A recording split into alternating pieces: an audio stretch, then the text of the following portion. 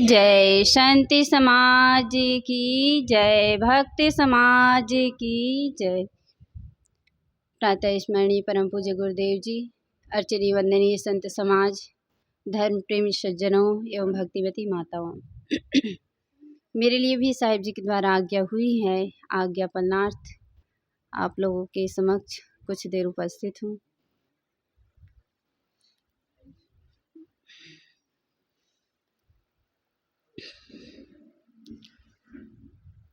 आइए मैं अपनी बातें सदगुरु कबीर साहिब जी की साखी से करती हूँ। सदगुरु कबीर साहिब जी कहते हैं कि संगति से सुख उपजे, कुसंगति से दुख होए। कहें ही कबीर तहाँ जाइए जहाँ अपनी संगति होए। सदगुरु कहते हैं कि संगति से सुख उत्पन्न होता है और कुसंगति से दुख मिलता है। सदगुरु कहते हैं कि हमें वहाँ जाना चाहिए जहाँ अपनी संगति हो, जहाँ अपने मन को शांति मिले, प्रसन्नता मिले, वही अपनी संगति है। तो सदगुरु कहते हैं कि संगति से सुख उपजे। संगति से ही हमारे जीवन में सुख आता है, शांति आती है, और यह हम पर निर्भर करता है कि हम कैसे लोगों के साथ बैठे जिससे हमारे जीवन में सुख आए, शांति आए। हम इस पर विचार करें।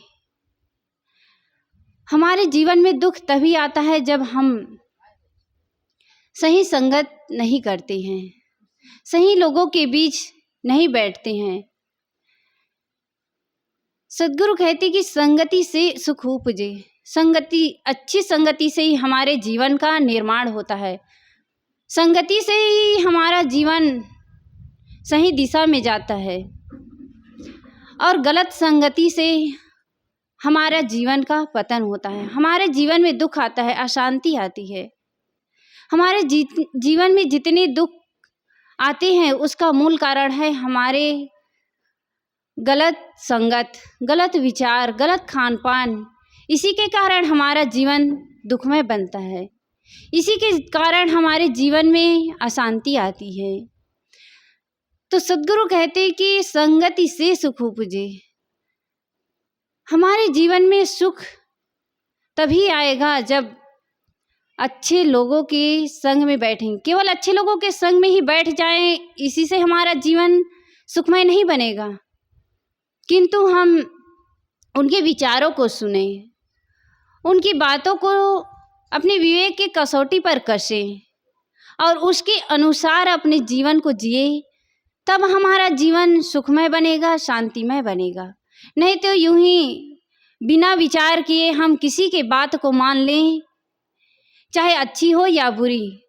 यदि अच्छी बात है और मान लिए तो उससे हमारा हित ही होगा, और यदि किसी के गलत बात को हम मान लिए तो उससे हमारा जीवन बिगड़ेगा। हमारा जीवन का दो ही पक्ष है, एक कुसंगति, एक संगति। ये हम पर निर्भर करता है कि हम किस दिशा में जाना चाहते हैं। आज मनुष्य चाहता तो सुख है, चाहता तो शांति है, लेकिन उस शांति के लिए, उस सुख के लिए वह काम नहीं करता है।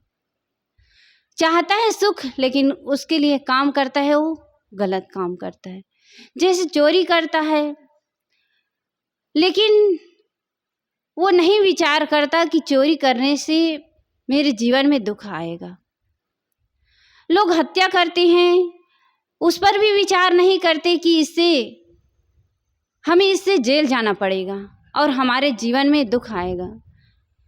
केवल हमारे एक कर्म के कारण हमारे जीवन में दुख आता है, और केवल हमारा ही जीवन उससे नहीं बिगड़ता है, लेकिन बल्कि जितने हमारे संगत में रहेगा, जितने जैसे हमारे परिवार है, यदि हम एक व्यक्ति गलत कर्म करे तो उसका परिणाम हमारे परिवार को भोगना पड़ता है।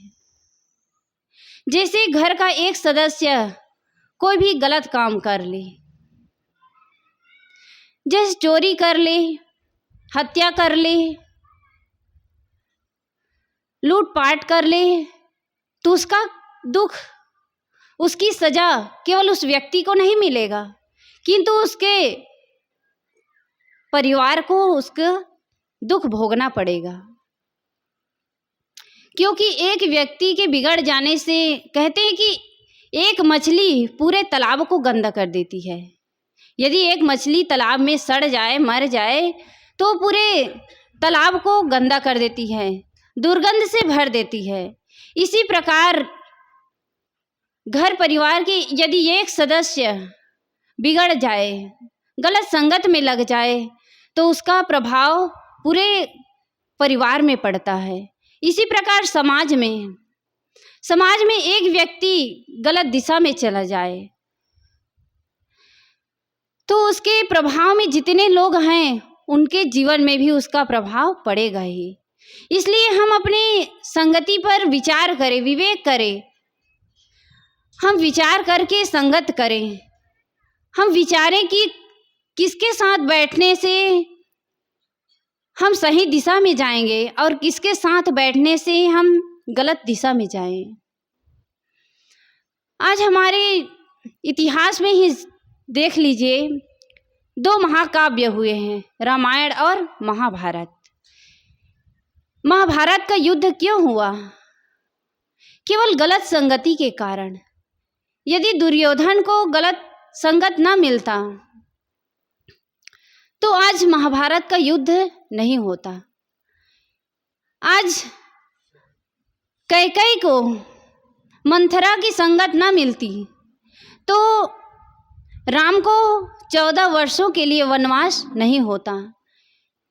केवल देखिए, महाभारत में केवल एक व्यक्ति ने गलत संगत किया, लेकिन पूरा विनाश पूरे कौरव सेना का, कौरव वंश का विनाश हो गया। कौरव ही नहीं, पांडवों का भी विनाश हो गया। महाभारत का युद्ध हुआ और युद्ध में जितने उनके परिजन थे वो सब मारे गए, केवल एक व्यक्ति के गलत संगत के कारण। और रामायण में भी केवल एक कैकेयी के गलत संगत के कारण कैकेयी ने मंथरा के साथ संगत किया, उनकी बातों में आ गई, उसने विचार नहीं किया, विवेक नहीं किया। इसी कारण राम जी को वनवास हुआ और उसके बाद उनके पिता की मृत्यु हो गई। फिर उनके जीवन में दुख आते गए। एक व्यक्ति की गलत संगत के कारण पूरे परिवार का, पूरे कुल का विनाश हो गया। तो हम विचार करें, आज जिन्हें हम भगवान भगवती मानते हैं उनके जीवन में दुख आ सकता है, तो हमारे जीवन में क्यों नहीं? हम इसलिए विचार करें कि हम अपने जीवन में कैसे संगत करें।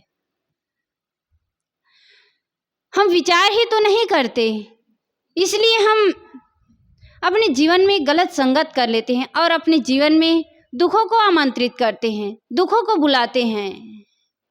तो हम सदगुरु कबीर साहिब जी कहते हैं कि संगति से सुख उपजे। यदि हम अपने जीवन में अच्छी संगत करेंगे तो निश्चित ही हमारा जीवन सुखमय बनेगा, हमारा घर परिवार स्वर्गमय बन जाएगा। और कुसंगति से दुख होए, यदि हम गलत संगत करेंगे तो निश्चित ही हमें दुखों का सामना करना पड़ेगा। तो हम विचार करें। सदगुरु आगे कहते हैं कि हमें कहाँ ही कबीर तहाँ जाइए जहाँ अपनी संगति होए। सदगुरु कहते हैं कि हमें वहाँ जाना चाहिए जहाँ हमारे मन को शांति मिले, प्रसन्नता मिले, सुख मिले। और वह कहाँ मिलेगा? संतों की संगत में। संतों की संगत से हमारे जीवन का निर्माण होता है, हमारे जीवन को सही दिशा मिलती है। सत्संग से ही यह मानव जीवन की विशेषता के बारे में हम जान सकते हैं कि यह मानव जीवन हमें क्यों मिला हुआ है, किस लिए मिला हुआ है, यह मानव जीवन पाने का उद्देश्य हमारा क्या है, हम किस लिए इस संसार में आए हैं। इस बात को जानने के लिए हमें सत्संग की आवश्यकता है, क्योंकि हम सत्संग से ही जान सकते हैं कि हमारे जीवन का कल्याण हम कैसे कर सकते हैं। सत्संग हमारे जीवन का निर्माण, जैसे एक शिल्पकार होता है, वह अनगढ़ पत्थर को लेकर के एक सुंदर मूर्ति का रूप देते हैं। इसी तरह संतों की संगत हमारे जीवन को एक सुंदर दिशा देता है, हमारे जीवन को सुंदर बनाता है, सुव्यवस्थित बनाता है। सत्संग एक ऐसा मानसरोवर है, इसमें हम जितना गोता लगाएं उतना ही हमारा जीवन सुंदर बनेगा, स्वच्छ बनेगा, शुद्ध बनेगा। लोग तीर्थों में जाते हैं अपने पापों को धोने के लिए। लोग क्या करते हैं, गंगा जी में जाते ही स्नान करते हैं और कहते हैं कि हम गंगा जी में स्नान करके अपना पाप धोते हैं। लेकिन जब पाप एक समय के लिए मान लेते हैं कि चलो उनका पाप गंगा जी के जल में धुल गया, लेकिन लोग क्या करते हैं, उसी जिसमें वो नहाए रहते हैं, जिस गंगा जी में स्नान किए हैं उसी में से पानी भर करके फिर वापस घर लाते हैं और क्या करते हैं, उसको अपने घरों में छिड़कते हैं। फिर तो हम पाप को फिर अपने घर ले आए। हम जिस पाप को अपने शरीर के, अपने मन की गंदगी को उस गंगा जी के जल में धो करके आए और उसी गंगा जल को वापस अपने घर में ले आए, तो हम जितना पाप धो करके आए थे उतना पाप फिर से हम बटोर करके ले आए। लोग कहते हैं कि साल भर पाप करो और एक बार गंगा जी में जा कर के स्नान करो, फिर सारा पाप धुल जाएगा। लेकिन ऐसा होने वाला नहीं है, क्योंकि गंगा जी का जल, गंगा जी का पानी हमारे शरीर को धोते हैं, लेकिन पाप तो हम मन से करते हैं। पहले पाप करने का विचार हमारे मन में आता है, तब फिर वो हमारे कर्म में आता है।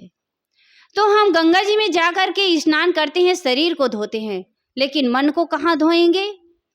मन को तो हम इस सत्संग रूपी गंगा में ही धो सकते हैं। इस सत्संग ही एक महान मानसरोवर है, इसमें हम अपने शरीर को धोएं, अपने मन को धोएं, अपने मन के विकारों को धोएं, तब हमारा जीवन जो है स्वच्छ होगा, सुंदर होगा और शुद्ध होगा। तब यह हमारा मानव जीवन पाना सार्थक होगा। तो सदगुरु कबीर साहिब जी कहते हैं कि संगति से सुख उपजे, कुसंगति से दुख होए। कहाँ ही कबीर तहाँ जाइए जहाँ अपनी संगति होए। सदगुरु कहते हैं कि अच्छे लोगों के संग करो। यदि अच्छे लोगों के संग करोगे तो तुम्हारे जीवन में कभी दुख नहीं आएगा,